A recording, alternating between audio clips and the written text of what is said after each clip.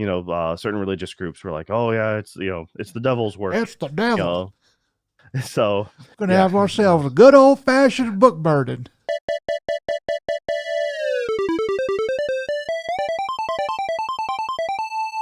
hello and welcome to another Dead Pixel, a podcast about games, entertainment, sometimes anime, life, a little bit of everything in between. I'm your host, Joe, and with me, the man who's teaching himself Navi Braille, Nick. How's it going, Nick? That's a good one. That's a really good one. I'm doing pretty good. I mean, the trick with Navi Braille is that, um, when you get to any sentence end, you have to scream, just like really loud.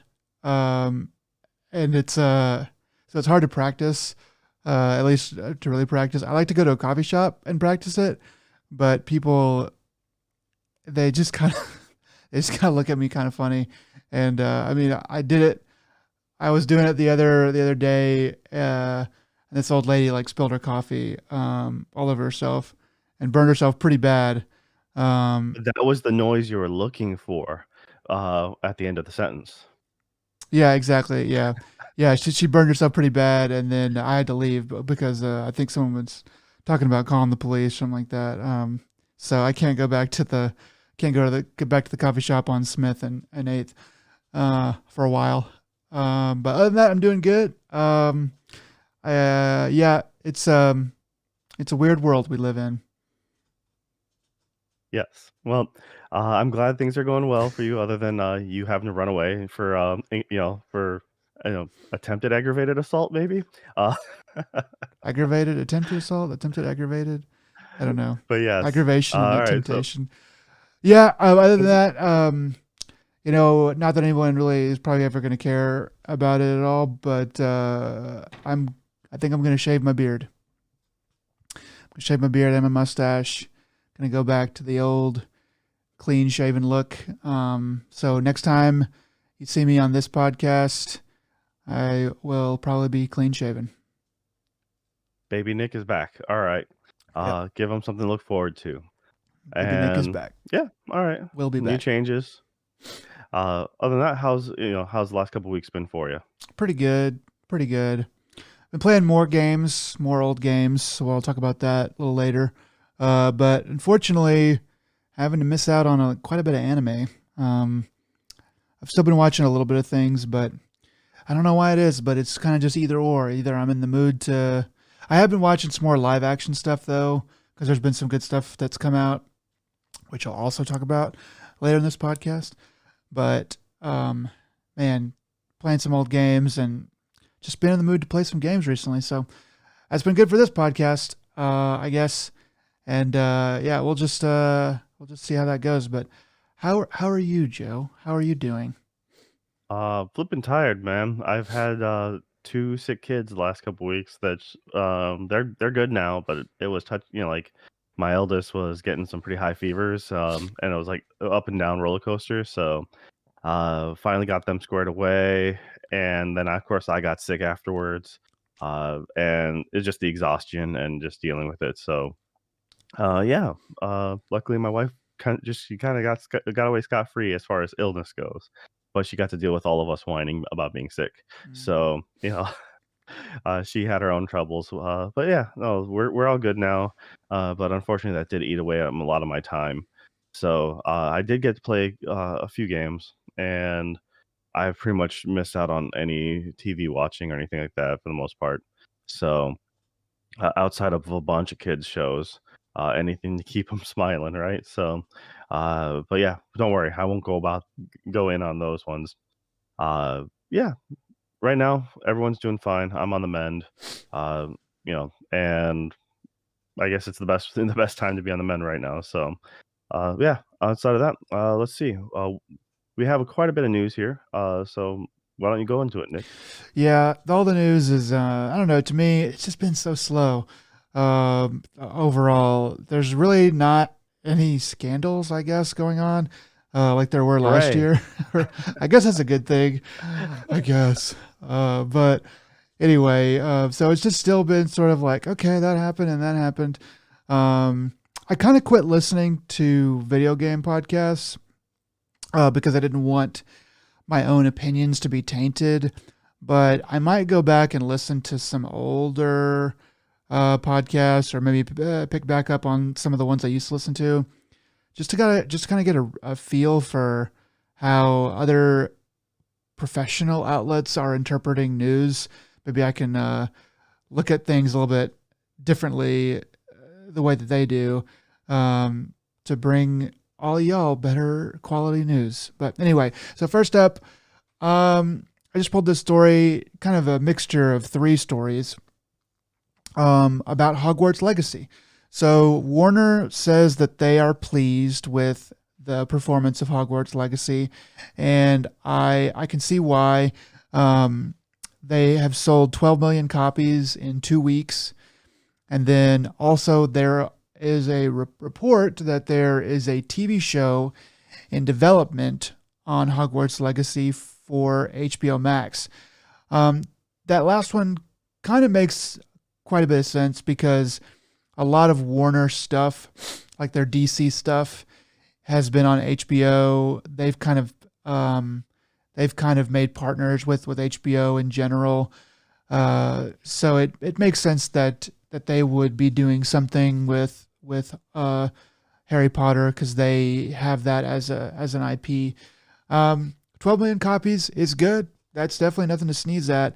The only thing that might not necessarily mean is good. English is hard. The only reason why that might not be a good thing is that if they spent a ton of money making Hogwarts Legacy, I don't know how much they actually spent, but if you spend a ton of money to make a game, it doesn't really matter how much you actually sell within a certain amount because you're still losing money on it. But they said they're pleased, so and 12 million copies is a lot of copies, so they're probably um, under that budget, or over that budget in how much they've made. So that's good, I guess. But yeah, so Hogwarts has been a success, I guess. Yeah, I know the PC version I thought came out with some slight issues, but I know Digital Foundry has a review up on it, technical review. So that's that they kind of had a neutral stance on the whole picking sides. Their whole point was we didn't actually get a code in time, so we're not doing a review, Uh, per se like a traditional review, but they'll still do their tech review like once we get it and we'll look at it. But yeah, there's people all a hot button topic of support or not to support, and yeah, it's I apparently it looks good. That's about all I could say. And as far as making an HBO series, I mean the original books, they when you have a long running book franchise like that, having a good TV series generally makes more sense if you can actually complete it, instead of just having a movie series. So Yeah, yeah. imagine the Harry Potter series as a TV show, Mhm. on HBO. That could have been pretty dang good. It might have been just ho hum too. There may not have been enough money to put that much into special effects, but at least we would have more likely gotten story beats, that matched up with the book a bit better than the movies could do. But you never know, they might do that again. But oh, Give it 5 to 10 years, and they'll have to reboot it, so it's fine. they have to. But yeah, you're talking about to support or not to support the people, kind of on both sides of that argument and stuff. Um, I kind of wonder if a little bit of the Streisand effect took hold here. Are you familiar with that? Not by that term. So what do you got? So maybe you've heard it by the Barbara Streisand effect. So basically, I I thought don't. you said stress and Oh, no, actually. no, So no, Streisand, like everyone's favorite singer and actress, right? So basically, for anybody that isn't familiar with it, um, it's it has a backstory, but basically, the Streisand effect is by talking about something that you don't like, you actually make it more famous. So I kind of wonder if all of the stuff that was going on about don't buy the game, boycott the game, blah blah, actually backfired, and people saw that stuff and go and went, oh yeah, Hogwarts Legacy is coming out. I'm gonna go buy it. Um, it's kind of they're kind of just making an ad for the game, uh, in a way. I just wonder if maybe that had an effect, a Streisand Well, I effect. honestly think that a lot of a lot of just basic fans of franchises, in general, don't realize what goes on behind the scenes, what goes with the studios that make 'em or the creators themselves. Yeah, So, they don't I care. mean, I feel like the average person, who likes Harry Potter probably actually doesn't actually care or know much about, uh, J.K. Rowling's, like, Instagram or, like, social media posts, so they don't actually know the controversy. Uh, I know like the older my in-laws and stuff like that. They would um the only thing they would know is when Harry Potter first came out and how like certain religious groups were like, oh yeah, it's the devil's work, It's the you devil. know. So We're gonna yeah, have ourselves a good old fashioned book burning. Babu Boucher, it's the devil. But yeah, so That's, that's probably the extent of the knowledge they know about any, like, uproar. They wouldn't know anything about, if it's not mainstream enough to go on the actual news, uh, Mm, you know the 5 o'clock or whatever news, they wouldn't actually know anything about it. yeah. So, and that's what I think a lot of people, just even video games in general, they're like, "Yeah, there might be uh, there might be a news, something uproar about something, and then give it a couple months, everyone will forget about it. And when the thing comes out, they're like, "Oh yeah, this thing came out, cool." And then so the average Joe gamer, just probably doesn't care. You're They're like, "I talking like about Harry Potter," yourself. you with a regular job, average white suburbanite slob. Yay, good old Dennis Leary. But Yeah, yeah, I got about it. Yeah, so no, that's honestly I think that's the honest case is, you probably. know, Yeah, and most then people just don't people, care. people are saying, "Hey, there are people making these games who are trying hard to do it to make things good, and they're by boycotting it, you're affecting them, not necessarily, it's." But then there's the creator who gets royalties. So, but what are you supposed to when you're working for a company, and your company's like, "We're gonna make something for a person who you may not agree with." Are you just gonna up and quit? I mean, you have responsibilities as an adult, so, maybe a family to take care of. You can't just be like, "Yeah, I don't like this project we're on. Yeah, I'm just gonna up and quit." And especially in a job market, where, in a field that if I quit this, a major company, how likely will I be able to find work at a different company? And then yeah, where I don't have to pick up and move. So yeah. I mean, we'll there's see. there's a there's a QA tester sitting in the back room at Warner Brothers video game studio, whatever, and somebody comes in and says, "Did you know that J.K. Rowling is a transphobe?" And they're just like, "Dude, I got to make rent. I can't care about this. That's up for somebody else to decide. There's already, and even the suits at the top are like, well, we wish you wouldn't tweet that stuff, but you know, I mean, it's every whatever." almost every major corporation owns other companies. So, like, it's like if you work for Walmart, there's someone up on the top who's obviously going to be a scumbag, but you can't necessarily be like, I gotta quit this, whatever, like to because of that scumbag. So I don't know.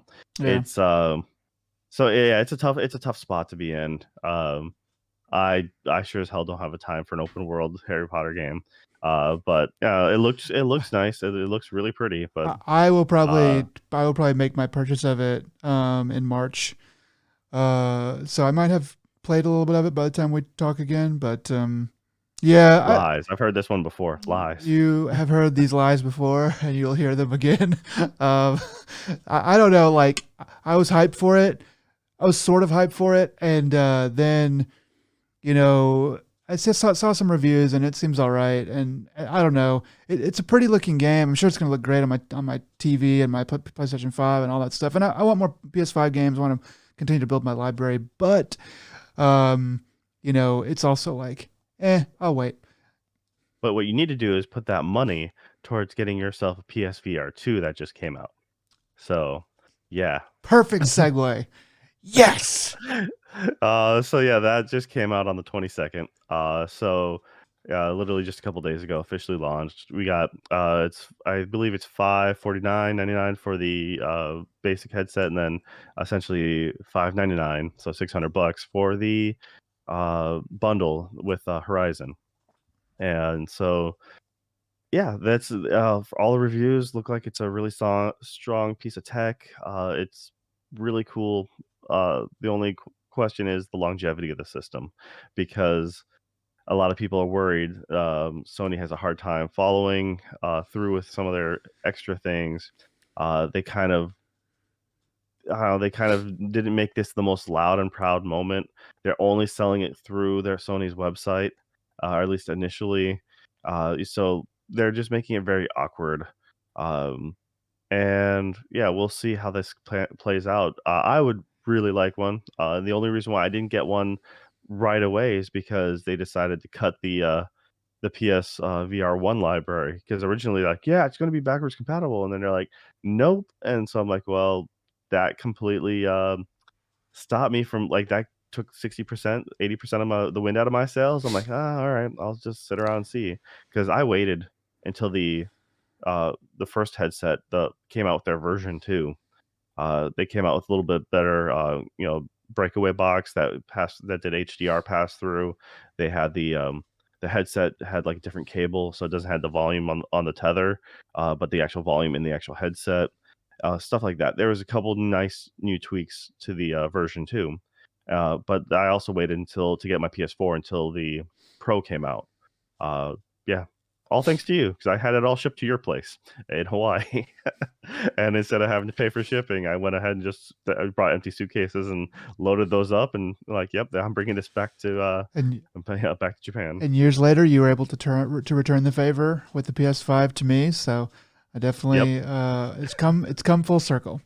Um, Yeah, for sure. so yeah, so it seems to me like Sony is selling their investment before it's ready to be sold.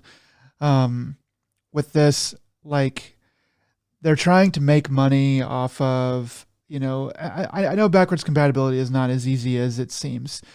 At least it didn't used to be. I think now it's a lot easier because it's all just PC games and stuff like that. I think that they could have, within reason, made PSVR 2 backwards compatible with PSVR 1 stuff.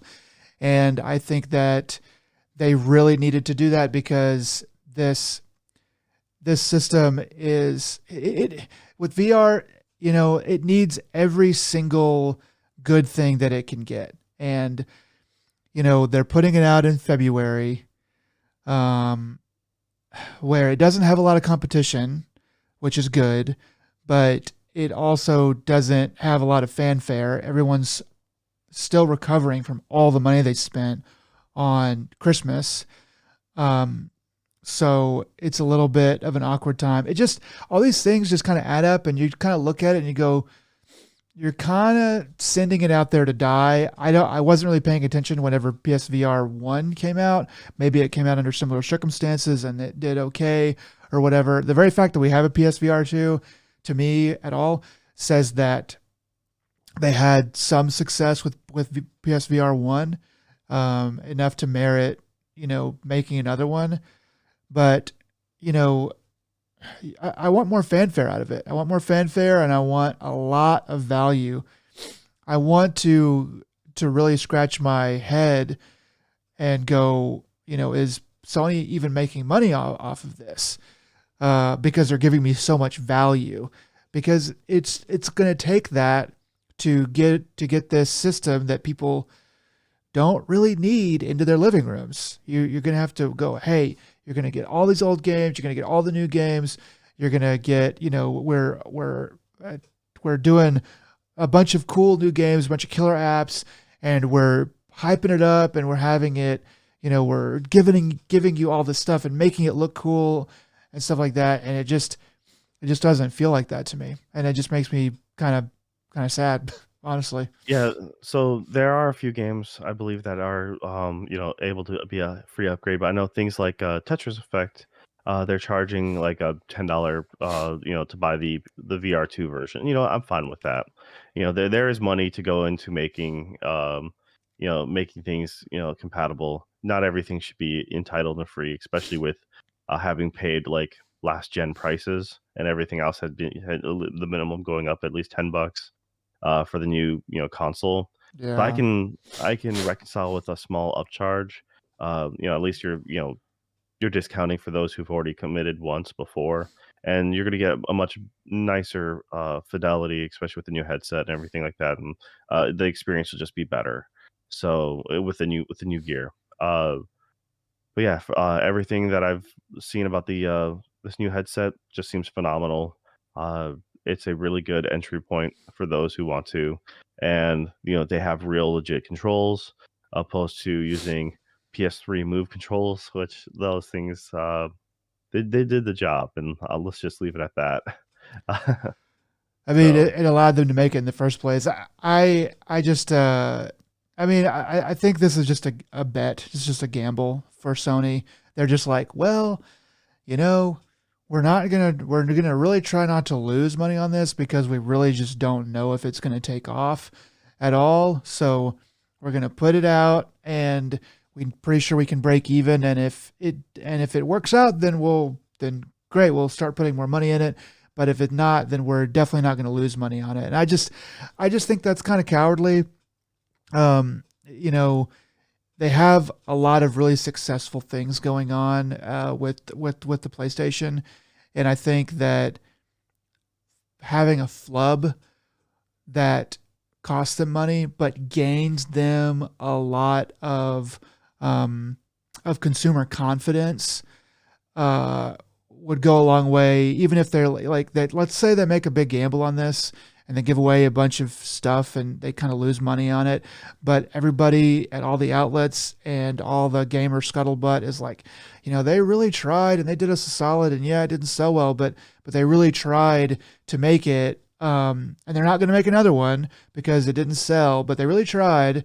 And so now we feel better about our PS5, PS6, PS whatever purchases going forward because we know that they wanted to try to bring value to the customer. But you know, well, I they're also just coming now they're from a thinking position of power, though, where they don't feel like they have to bend over backwards to service the gamer because they were winning, quote unquote, last generation. they're really winning And this one too. I yeah, mean, well, depending on so attach but rate, but because of that, they were like, well, we don't have to try as hard. And that's when, you know, people like Microsoft having to win the hearts and minds are going the extra mile to, uh, you know, be good to the customer. That's why Game Pass is still a phenomenal deal, stuff like that. And it's, they provide a better service, one would say, than PlayStation is currently doing. So I don't know, maybe if PlayStation gets taken down a peg, then they'll have to be like, well, we need to try harder to make our fans happy. So yeah, it's kind of when any company gets on top, they let it go to their heads.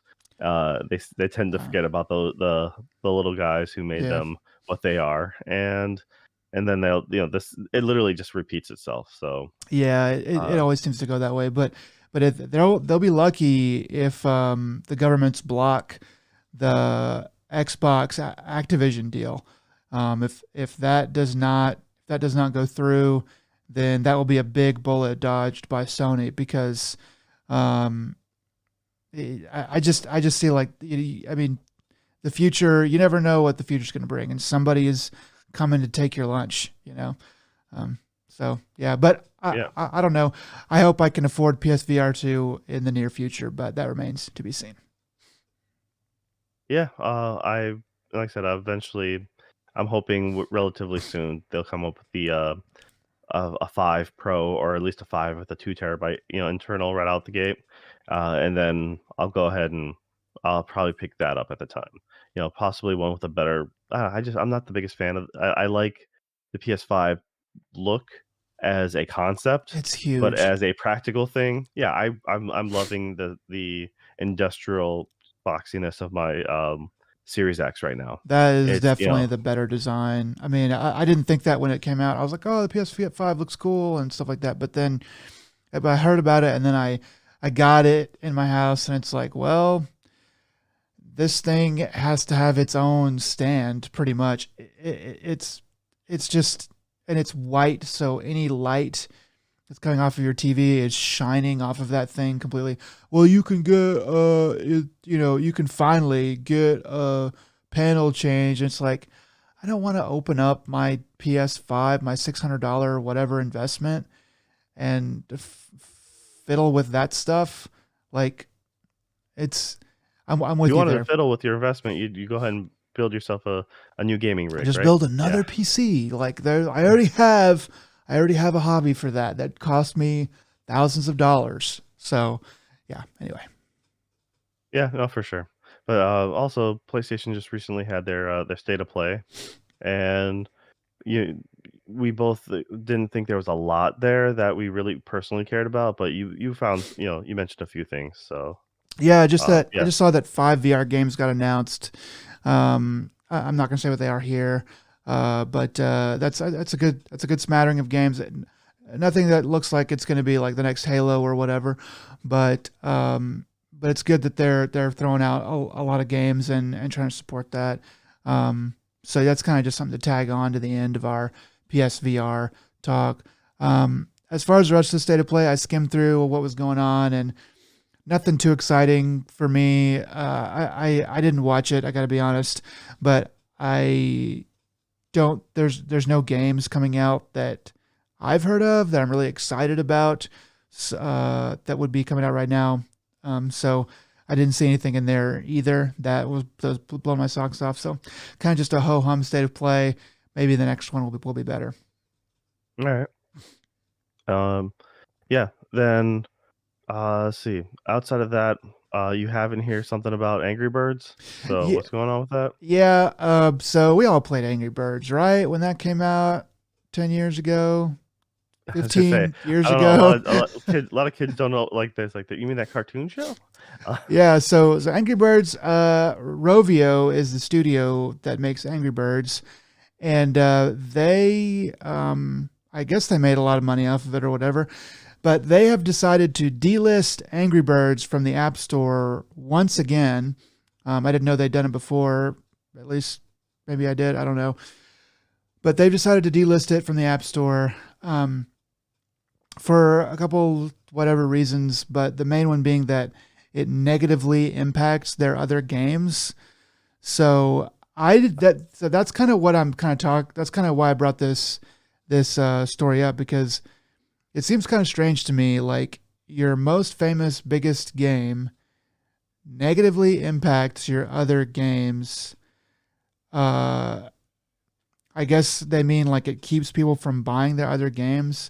To me, that's totally backwards.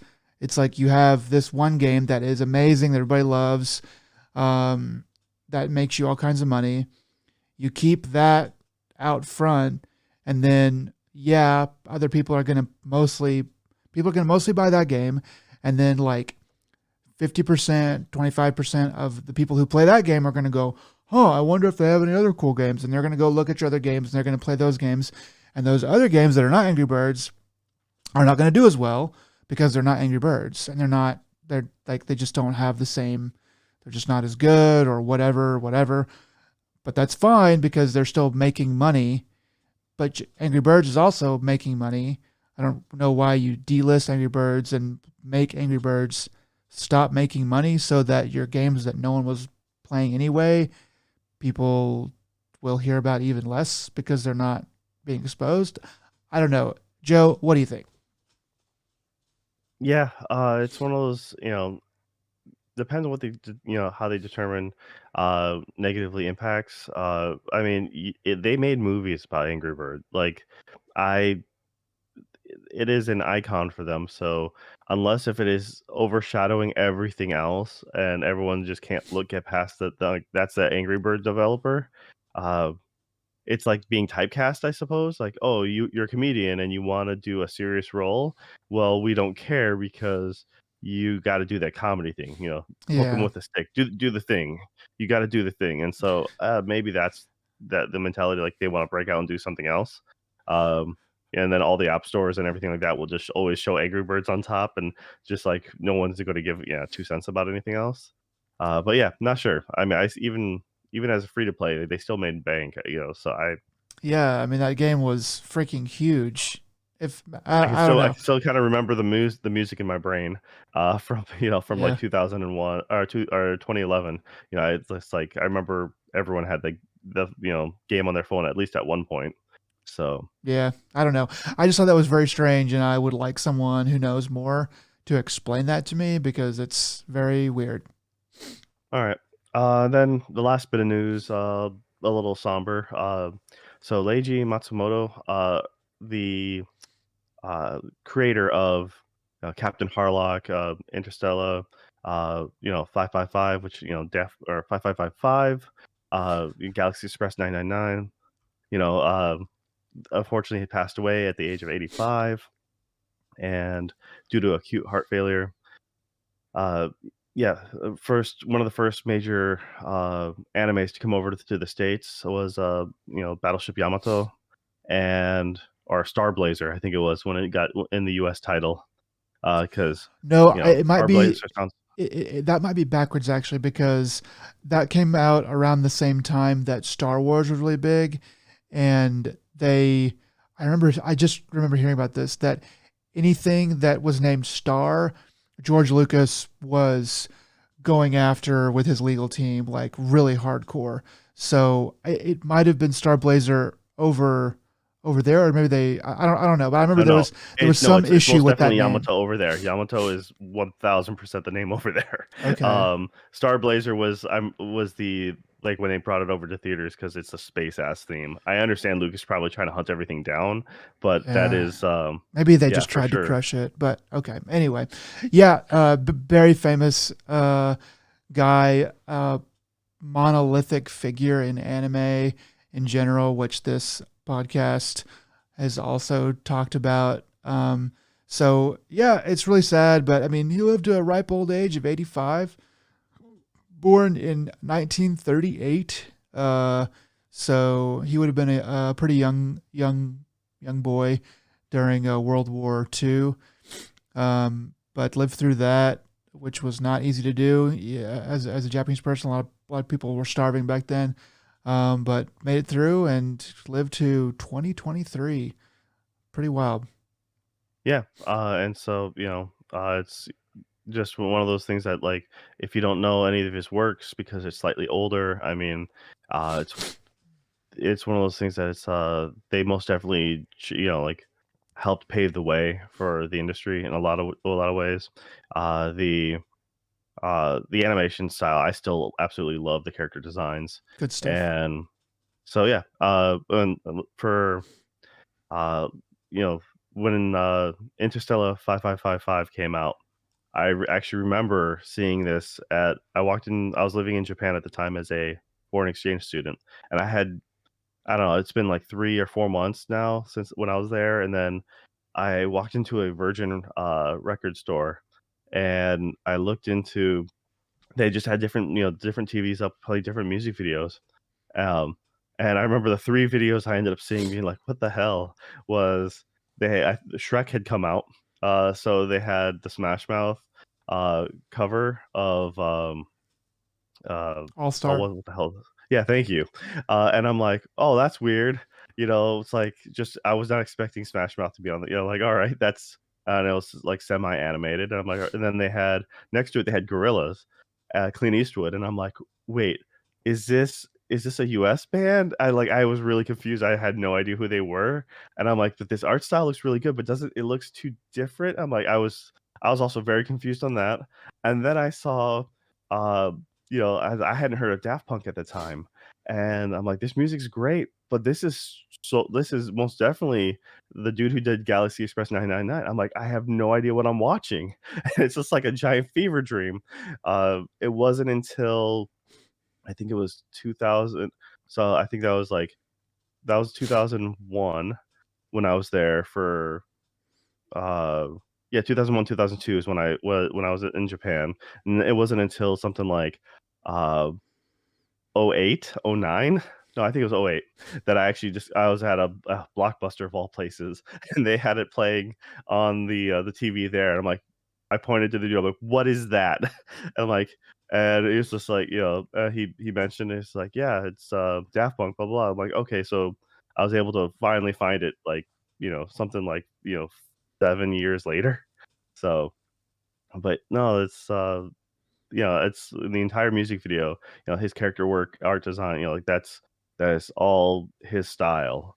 And yeah, it's fortunately, luckily he was of an older age, and his yeah, most definitely rest in peace on that note. And uh, y- he influenced a lot of other great artists afterwards too. So Yeah, I miss his style. That was some good stuff. all right. Well, on that note, let's transition over to what we've been playing. I know you've been saying you've been playing some older games, so I was just curious. Older how? How much older? Not much older. Um, More like games that I've talked about before, or that have come out a while ago. So I started playing. I played a couple more hours of God of War 2.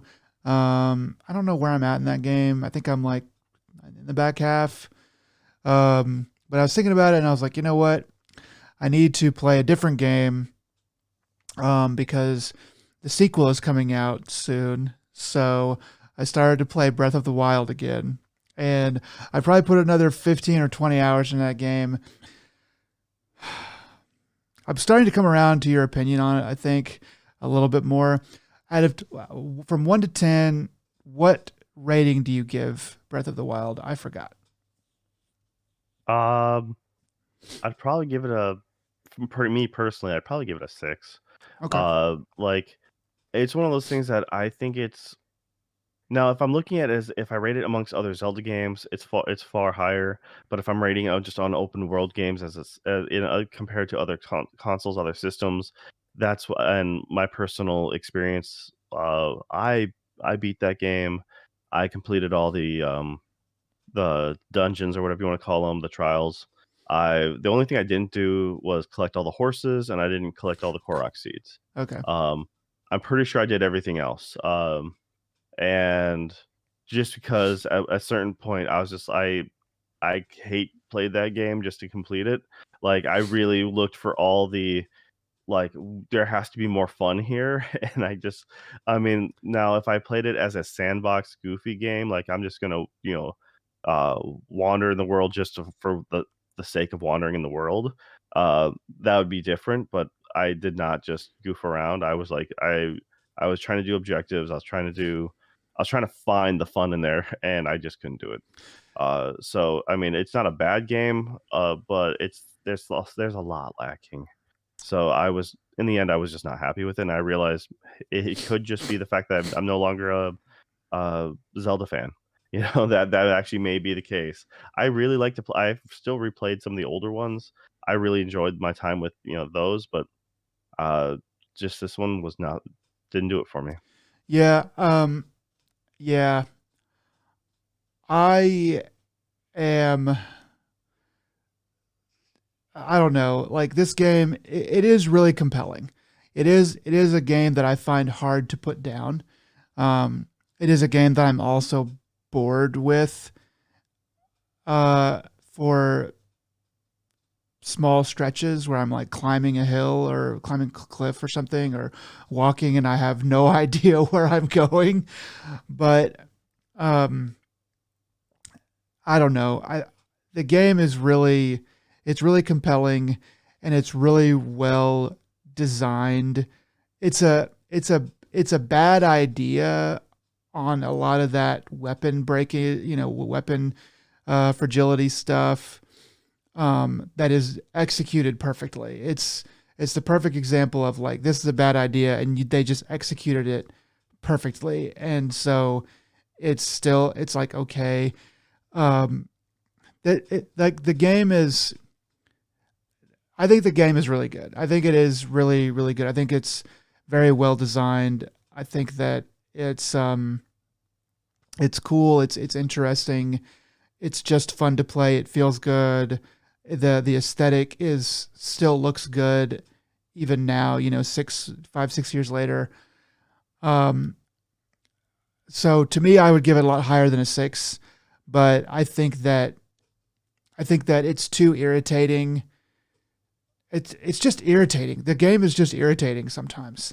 Um, but I think it's too irritating to be anything higher than an 8. I would listen to someone's argument on it being a 9, from what I've seen so far, but it's just it's a little too directionless. They give you stuff to do and stuff like that, but there's so much of the time you're just wandering around the world, which is super fun by itself, but it's also just like I have no idea how much of this game I have left. I have no idea how much I've played of this game. I think there's probably a time clock somewhere in this, but like I don't know. I got to beat the beasts and then I got to beat Ganon, but do I have to do how much more stuff do I have to do in the in between? I've discovered a You lot of. don't have to do any of that. You can go straight to the castle, dude. I know that's but It just makes the like final boss that much harder. if you're good, but I'm not talented game player. So like I don't know how much I'm gonna actually have to do to get this stuff done, which I appreciate. Yeah, you can go straight from wherever you were to straight to the castle or whatever and do it. Cool. See, I found it to be I agree with your directionless. I think I think the combat's not that stellar at all. I feel that, the fact that like a lot of people argue, this point as well, so it's not a new nothing new, but the Master Sword breaks. I mean, yes, it doesn't go away. It'll fix itself after a bit, but I'm like, that's silly. The fact that the puzzles are very bland. Like the Yeah, old games have really clever puzzles. This one is just more it felt busy, like busy work almost the entire time through the game. I would go to point A to point B. I felt like there was very few things that I felt like accomplished. Like, "Oh, wow, cool, I did this thing." It yeah, made me feel like once again, I'm probably I know I'm the outlier. Multiple people work as like then who are not big gamers. They're like, "This is the best game hands down I've ever played." yeah, Um, and one of my buddies was like, "This game is." They actually played Genshin Impact first, and they're like, "Compared to that, this game is trash." But then they came back to it later on after not playing Genshin Impact for a long time, and they're like, "Okay, maybe this game isn't as bad as I thought, but it's still it's funny. lacking a lot of stuff." It's funny that you should mention Genshin Impact because I finally downloaded Genshin Impact. And I started. That was the third game I was going to talk about. So we could segue over to that. So yeah, like I started playing Genshin Impact. I broke. I've been thinking about it for a while. I've heard, hey, it's good. It's just the gotcha stuff is annoying. But I downloaded it on my phone and I downloaded it on my PlayStation. And being able to switch back and forth between phone and PlayStation is pretty cool. Um, and I played a couple hours of it, and it's it is a really good game. I mean, it's not going to blow your socks off. It's more of a mobile game, but it's like the best mobile game I think I've ever played. As far as like an action game that actually has pretty dang good functionality, and it actually made me go, "Hey, I kind of want to buy a iPhone, controller, which they make a pretty good one now for $100. So I might buy that in the future in order to play this game. Maybe not. I don't know. Just buy the clamp that hooks onto your PlayStation controller that holds your phone. I don't want to do that. I don't want to do that. But You're anyway, pl What are you gonna do? Put your phone on your lap and use the control like, I mean, are you talking about one of the inserts, the actual ones that clip on? Just you might yeah. as well just, it's like so you have a cell phone that looks like the Switch? Basically, that's what Um, that's what people have said. Is like in the reviews, it's like it's basically turns your phone into a Switch. And I'm like, okay, that's kind of cool. The only thing is that it doesn't work with cases and stuff, but that's whatever. I can just deal. And that's I may or may $100 not. you could be putting towards your VR too, I'm just saying. Dang it, you're right. That's $170 that I could be putting toward, with that and Hogwarts, I could be putting toward my VR too.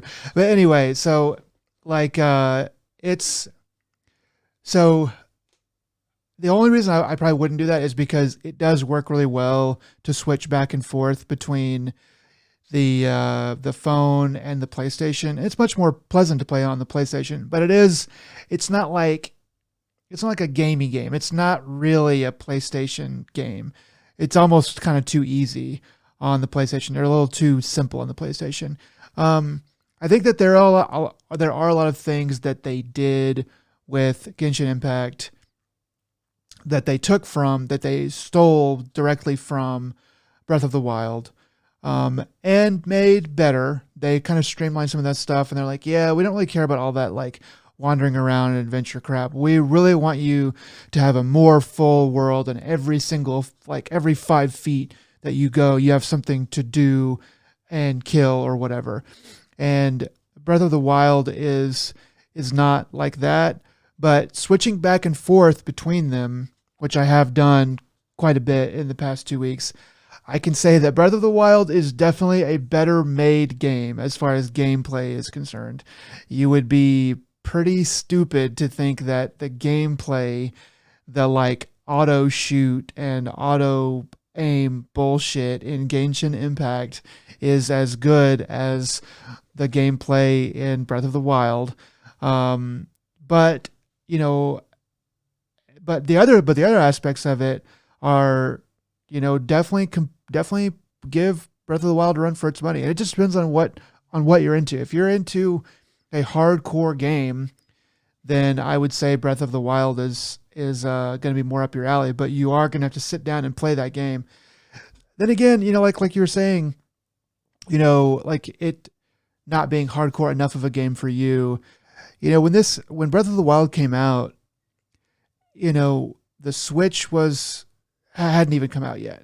It was like the first game on Switch, and for a while there was even more Breath of the Wild sales than there were Switch sales because Breath of the Wild was also on the Wii U. But also, you couldn't get Switches at the time. Switches were still really hard to find, so people were buying copies in advance before they got the systems. Yeah, but Um, so so yeah, people were buying it. It was selling really well.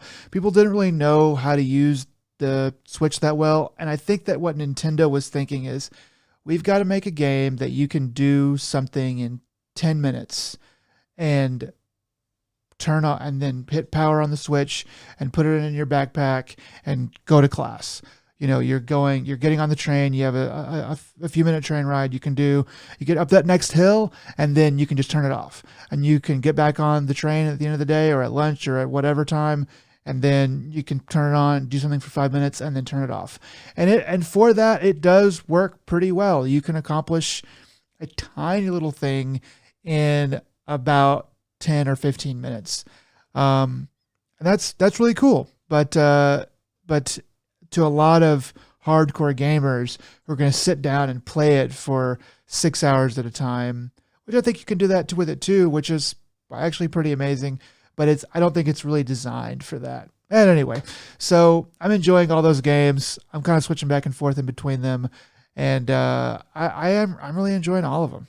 It's great. uh, well, I mean, thanks for that. The hot 2020 Genshin Impact update, and 2023 Genshin Impact is okay, says Nick. I think it's actually your really good. and your updated review for 2017's famous Breath of the Nick's Wild. old ass game corner, Yes, super old. sort of old ass game corner. All right, so let's see. Uh, I too have been playing something old, but old as in just not the hottest fresh thing, That's what I mean. and that Yeah, is yeah. So I got around to playing Techland's Dying Light 2.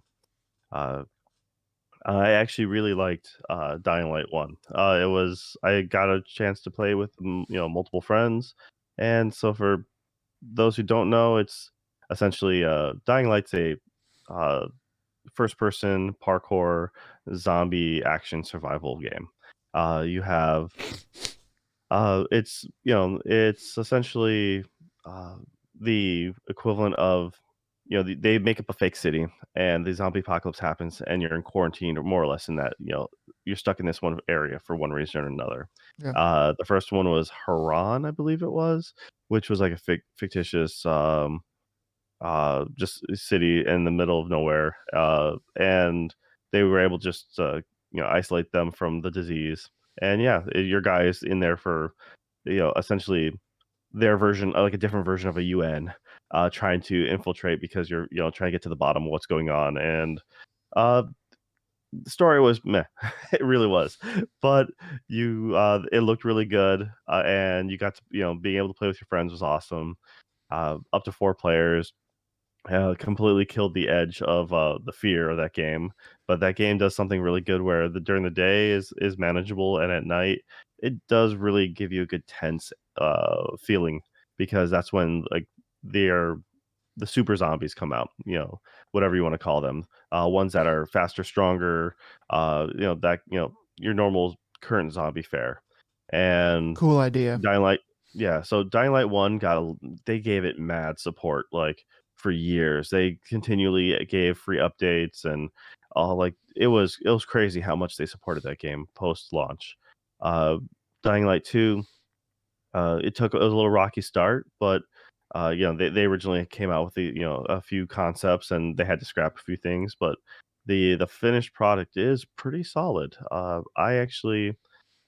been really liking my time with it. I'm still fairly early, first like 5 hours of the game, but I don't know, it's been, quite fun for me to play this one, and I'm doing this one solo. This one is also multiplayer if you have other people you wanna meet up with, but no, I've just been doing this one solo, and it's, it plays better, than the first one, I think. They did all the right moves, for the most part. They completely built off the first, and, uh, you know, the leveling doesn't quite feel as good as the first game. They have their own little quote unquote tech trees. You can kind of uh, have a little bit of customization of what you learn when you learn it. You'll gain experience for parkour, experience for combat, and the tree branch. The branches just separate just a little bit to give you, like I said, just enough to make it feel like you're actually progressing in your choosing your own stuff, but it's not really much of a choice. So that's the only, like, weak point I've had about it so far, but yeah, the story's fun, and, it's just been a good time. But then I had to put that down because, the other game that just came out, and I wanted to get a hold of that, and that is Atomic Heart. So, Atomic Heart is has it's been they've been showing, like, clips from this for years now, and essentially, it's the how do I explain this? I think everyone's gonna explain it the same way, though. It's because it's so obvious. They were inspired by BioShock. Um, Very much of the both BioShock 1 and or Infinite as well. So this is a alternate timeline, like Soviet era 1950s. So everything's like that retro futurism look to it, and everyone's it's kind of weird. The main character is with the English voices that I'm using seems like he's really out of place. Everyone else is talking about like comrade this and that, and it's like they really do a good job selling the atmosphere. And then here he is just like cursing up a storm right in the beginning. You're like, and with a very harsh like a non-accent. He's just a regular American dude, but he's not supposed to be. It's just like I don't know who directed that and thought I was like, "Yo, that's a great idea to have him voiced and all his stuff." I don't know. It feels very jarring. Uh, but it's the look of it feel and it's like so far has been really fun actually. I know some people are upset because it doesn't have the ray tracing it promised, because that's one of the early tech demos for ray tracing. They're like, "Yeah, it's supposed to have all these cool features and it's supposed to be the best thing." I'm like, even without that, it still looks really good. Um, Now it has just like BioShock. Essentially, you have this city built on the concept of science. You can learn things in an instant, and so just I forgot what you call them in BioShock now, but there was I think they're plasmids So you have your faux magic equivalent. So in an instant, you can learn new magics, essentially shoot lightning, and do telekinesis and stuff like that. So yeah, this game is very much it's just a shooter with force powers essentially, and that's fine. I like the aesthetic. I like the look of it. They had some really cool trailers in the beginning, which don't quite match up to the tone of this actual game. But I honestly I'm having good enough time with it that uh, I would like to continue playing it. I'm hoping it's not. I don't know how long it is at all. I've only been able to play it for. It only came out the other day, and I've had maybe 5, 6 hours into it so far, It's so good, dude. yeah, Yeah, I mean, I I feel imagine a more game like that would be 20-ish hours. yeah, I mean, so it has I don't know, just I like the look, I like the atmosphere. I mean, people were getting upset because, anything remotely having to do with Russia, but I'm like, this is not a propaganda piece, this is most definitely not anything supportive. This is more like a, "Hey, look, this is a fake facade and watch it all crumble," Yeah, it's more tongue in cheek if anything, maybe so more of a critique of Russia than anything else. I don't know. So yeah, and like I said, I'm not sure how it's gonna pan out, but uh, yeah, it's good. It's not like the greatest thing ever, but it's like they took Wolfenstein's BJ Blazkowicz and then threw him in uh the Soviet setting. So it's just his character is just just jarring. I'm Hmm. I don't know. But it kind of has that, like that Well, aesthetic kind of similar to Wolfenstein, where it's just like, it's a retelling of, a timeline and has a neat their so own neat twist on it. sort And of haunting, like the kind of medieval sort of feel haunting the um Soviet.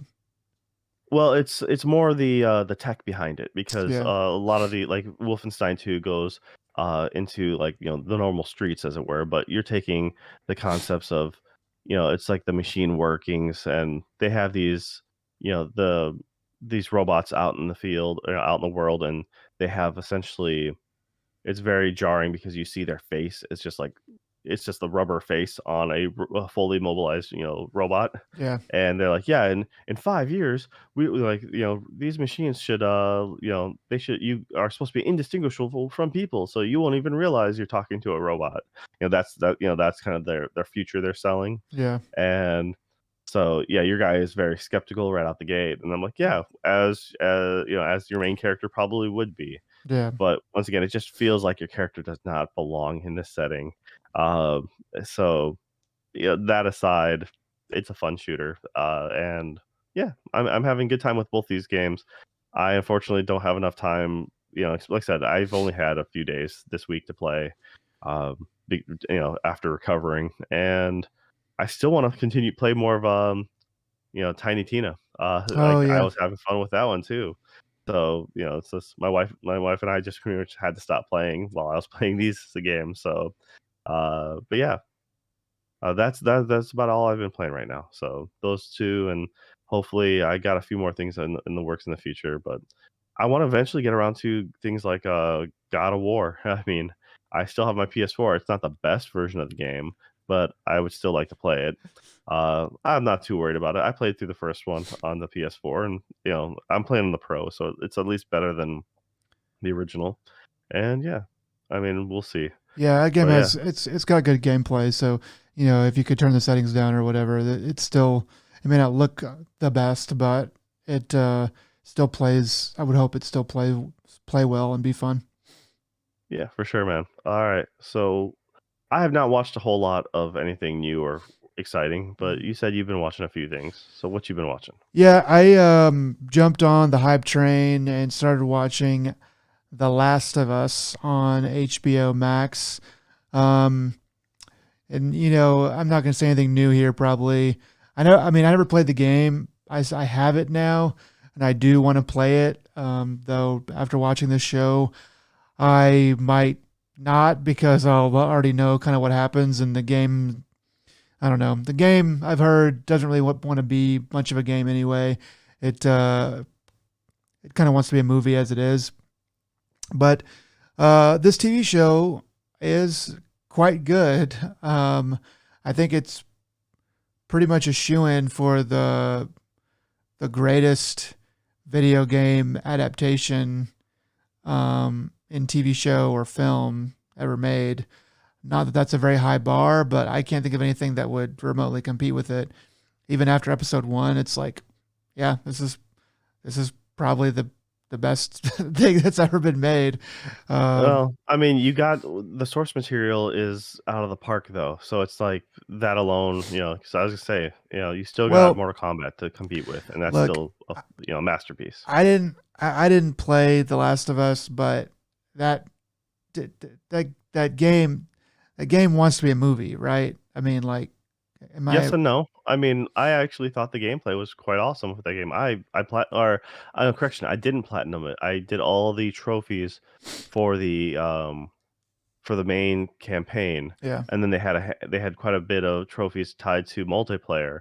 And despite that multiplayer being different and everyone really liking that multiplayer, I really don't do multiplayer, so I you skipped just those. yeah. So, I guess what I'm trying to say is but like that game's focus was the story. That they have an awesome studio over there, and they freaking made a really awesome gameplay game and stuff. But the point of playing that game was the story, right? Like, so you're it right. had a Like, great story. The gameplay was also pretty stellar. yeah. I mean, I'll just leave it at that because, So you're like I right. said, I, The I've beaten that game multiple times. It was it was a really awesome game. Had a great story. The the you know source material. You're right. The source material is like really fantastic. So they kind of just had to jump off of that. But there's a lot of other games with pretty dang good source material that they've flubbed. Pretty much everything else. like anything you ball did. You I bowl, mean, the yeah. House of the Dead didn't really have really the greatest of source materials. But I mean, You know, like Silent Hill had really good source material, albeit it was a little bit wonky as far as the dialogue. But you can clean all that stuff up. I actually thought the Silent Hill, the world building that they did for the Silent Hill movie, the first one, was pretty great. Everything else was sort of whatever, but they could at least do a the pretty good job putting you in that world. that first game is actually I will go to the extent where the first game isn't actually that great story-wise. Yeah. It's the atmosphere, and it's the fact that at the time you played nothing like it, and it was so weird and creepy because of that, because of the weirdness, because you just didn't know what the hell's going on. Um, How that translated to that movie, is what yeah, might made be it kind of hard. more memorable. But the story was actually lackluster. I thought the adaptation was as good as you could have asked for. I liked the first one, never saw the second film. So, and that's actually that reboot's Yeah, happening too. That's supposed to have the same director. yeah, So, that they are doing another thing there. Yeah, that with not to get off too much on Silent Hill, um, but yeah, there's just some plot holes in the storyline, which really kind of hampered the. Wait a second, what's really going on here? Anyway, about Last of Us, Pedro Pascal is really great, leading man. He's very believable. He's just a fantastic actor. They surround him with some good people. I think the girl is all right. She is really close to being annoying, but does a good job of not being annoying. How annoying was Ellie in the game, I if you think remember? as a whole, she wasn't that annoying, but she had her moments. It's one of those things that just like the original God of War, when you have a young child coming of age more or less and having to grow because that's part of the character arcs, right? Learning how to adapt to each other because it's very similar in those respects. Like old man stuck with new kid, Yeah, like kid acts like a kid, old man acts like an old man. Eventually, old man warms up to kid, and at one point, kid will be a super brat, and then all of a sudden realize, oh, really, I like this old person. It's just kind of that is how those things play out. yeah, But she wasn't bad. I mean, she they had those, the random jokes you can have her read the entire time, and They all have of them that, were yeah, in the show. yeah, all of them were pretty dumb except for like one of them, like one or two at the end where it's just like, ha, and even Joel's character like laughs. He's like, I hadn't heard of that one, it's just, I remember laughing out loud at that particular joke too. So it was just, but it was charming. I mean, said Okay. it was one of my favorite games when it came out, and it's most definitely, you know, it was one of those things that like, dude, this is as close as like, film, but also as arguably like any awards that it wins, like it deserves them all. Yeah. So, I think it pretty and much then was yeah, lauded. they got a good adaptation from what I've heard. I have not seen a single episode of this new one. I just know that they go way more in depth on Bill than they do in the actual game. Uh, Episode 3. yeah. So which is fine. I just they don't give much of a backstory, and then it's very much just like alluded to certain things and it's like at the very end, and then you're like once you realize like oh you can kind of piece some things together, and you're like okay that makes sense. Um, but other than that, it's just like they skirt the topic, but that's also you was it when did that game come out? And they couldn't be more bold with things back I then. mean, it I was like it wasn't that long ago. It was like 10 years ago, right? I mean, I remember being in Japan and it being released or sometime around then it had already been released. Because I remember wanting to play it 11, 12 at the earliest, I would think, maybe 13. Let's see here. Yeah, I'm just looking at something now because it's Yeah, currently trying. Of course, anything I pull up immediately is going for for the show. the uh the show now because that's the Well, current and it's good. Like 2013. 2013. I was gonna say I felt like it's 2013, but I was like maybe it was like 11, and I was just way behind here. But yeah, so it's been out for 10 years. In 2013, there was plenty of gay rights stuff going on. Yeah, but there wasn't, to be blunt and open, was not the thing. It wasn't until the DLC that controversy behind Ellie came about, and it was, but that's just how kind of it was back then. They couldn't I just make things more obvious. I don't. I guess so. I just don't. I mean, I guess I'm just looking at it through the lens of 2023. But I feel like everything after about 08, 09, um, everything was just like, well, it's all out there. But maybe you're right. Maybe they just felt like they didn't want to lead. They were trying to put a new game out, and they didn't want that getting in the way of what they were trying to make. But they just had some stuff in there. But yeah, anyway, it's a well made show. Everybody, all the acting is good. They do have some decent action, kind of few and far between, but you don't really mind because the story is carrying it through pretty well. Um, and yeah, I'm actually pretty impressed. I know HBO has been looking for a new flagship show for a while. People kind of liked and then didn't like and then kind of like again Westworld. I bounced off of Westworld. That was supposed to be their new flagship show. I didn't think it was very good. I thought it was okay, but I could see that it wasn't going anywhere to me. But this show seems like I've heard that with this show they're going to do the first season be the first game, second season be the second game, and then that's it. And they're not going to do any more. Um, but this show, I don't know how well it's doing overall, but to me, this show seems good enough that it could have been their flagship show that they would spread out over 5 seasons. But, I guess that they don't really want to do that. And honestly, I'm kind of glad. But yeah, it's good. yeah, they shouldn't milk it for sure.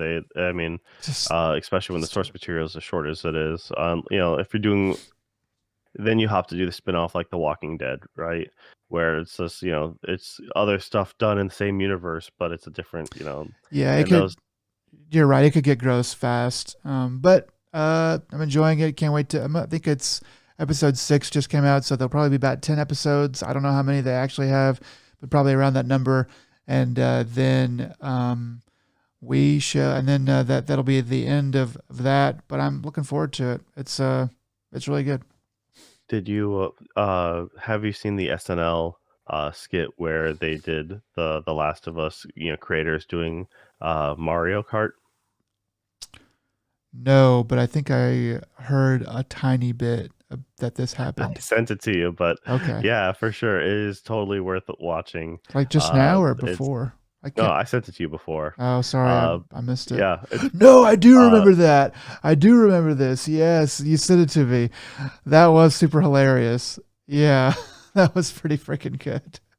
I know it was brilliantly done. So for anyone who hasn't seen it, look up Mario Kart SNL skit, and they do a very good job of.